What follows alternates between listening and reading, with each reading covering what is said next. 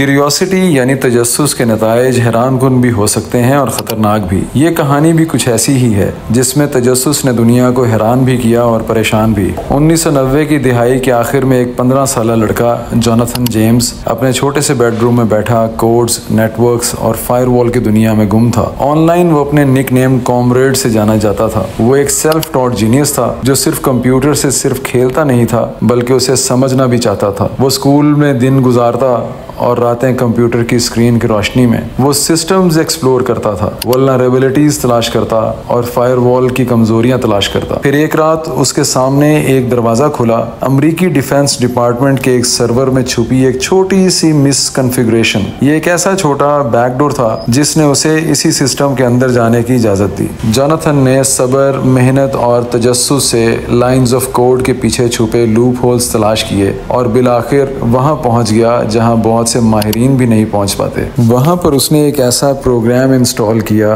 जो network traffic को intercept और लॉक करता है। अब उसके सामने हजारों passwords, secret emails, internal communications मौजूद थीं। उसे अंदाजा भी न था कि वो एक ऐसी दुनिया में दाखिल हो चुका है जहां उसकी रसाई के इंतहाई खतरनाक नताइज निकल सकते हैं। ये इंट्रूजन सिर्फ डिफेंस की हद तक महदूद नहीं रहा बल्कि जोनाथन ने नासा के सिस्टम्स तक भी रसाई हासिल कर ली और वहां से उसने इंटरनेशनल स्पेस स्टेशन के लाइव सपोर्ट सिस्टम का सोर्स कोड भी डाउनलोड कर लिया। इस कोड की estimated worth millions of dollars थी। नासा को अपने सिस्टम्स 3 हफ्तों के लिए बंद करना पड़े ताकि वो वल्नरेबिलिटीज को पैच कर सकें। इस एक इंट्रूजन ने अमेरिकी हुकूमत को लाखों डॉलर्स का नुकसान पहुंचाया और सबसे हैरानकुन बात यह है कि ये सब एक टीनेजर के बेडरूम से हुआ। जब इन्वेस्टिगेटर्स ने ट्रेस बैक किया तो हैरान रह गए कि कोई ऑर्गेनाइज्ड क्राइम रिंग नहीं, कोई फॉरेन स्पाई नेटवर्क नहीं, बल्कि इस सब के पीछे एक हाई स्कूल स्टूडेंट है। साल 2000 में जोनाथन जेम्स पहला जुवेनाइल हैकर करार पाया जिसे साइबर क्राइम की बुनियाद पर सजा सुनाई गई। उसे हाउस अरेस्ट किया गया और कंप्यूटर इस्तेमाल करने पर पाबंदी का सामना करना पड़ा। इस केस ने दुनिया भर में कानून, एथिक्स और साइबर पॉलिसी के बारे नए सवालात खड़े कर दिए। जोनाथन के लिए ये कहानी यहाँ खत्म नहीं हुई। कुछ सालों बाद उसका नाम एक नए हैकिंग केस से जुड़ गया। इस केस से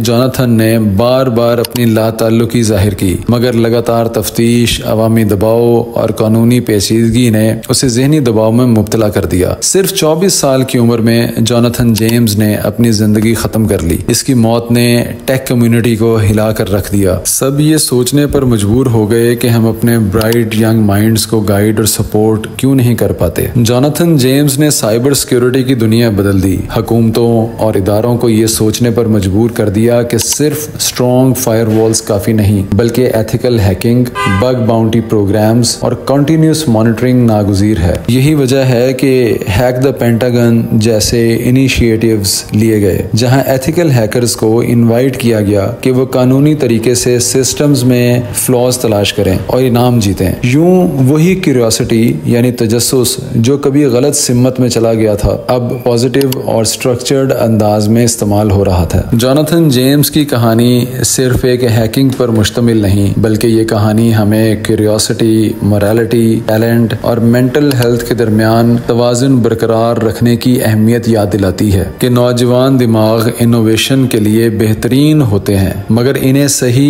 लीगल बाउंड्रीज, मेंटरशिप और साइकोलॉजिकल सपोर्ट की जरूरत भी होती है। जोनाथन की कहानी एक वार्निंग भी है और लेसन भी कि इल्म एक ताकत है और इसका इस्तेमाल असल चीज है। एक गलत लाइन ऑफ कोड कैसे जिंदगी तबाह कर सकता है। आज दुनिया भर में साइबर सिक्योरिटी को नए अंदाज में अपनाया गया है जिसकी बुनियाद जोनाथन जेम्स जैसे ज़हीन नौजवान ने रखी है। इसकी कहानी ने हमें यह सबक दिया कि जहानत और क्यूरियोसिटी अगर सही सिमत में जाएं तो दुनिया बदल सकते हैं और अगर गलत रास्ता चुन लें तो अपने लिए तबाही का सबब बनते हैं।